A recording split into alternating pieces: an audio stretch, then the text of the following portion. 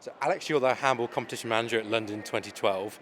Handball's still in the process of building a profile for itself in the UK.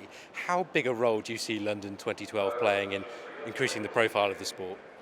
Look, it'll have a huge role, and if any of the past Olympics are to go by, the amount of interest that the Olympics will generate in the sport will be enormous.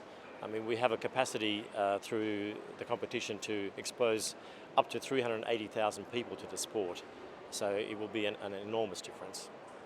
Handball was the first sport to sell out, I think, at 2 Olympic Games.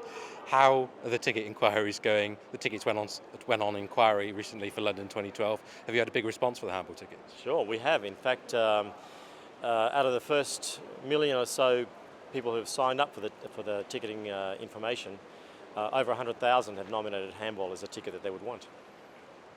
Handball's also one of the only sports to get a permanent venue as part of the legacy of the Games.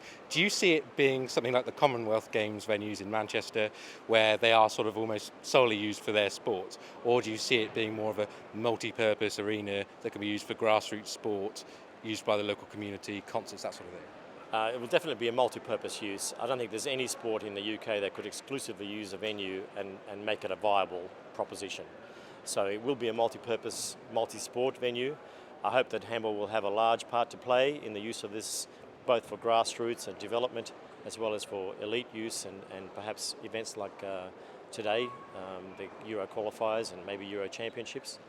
But I think the venue will have to host some concerts and perhaps community events as well to make it sustainable. You were involved with the Sydney Olympics, you were the handball competition manager there. How are preparations for London 2012 shaping up with the handball competition?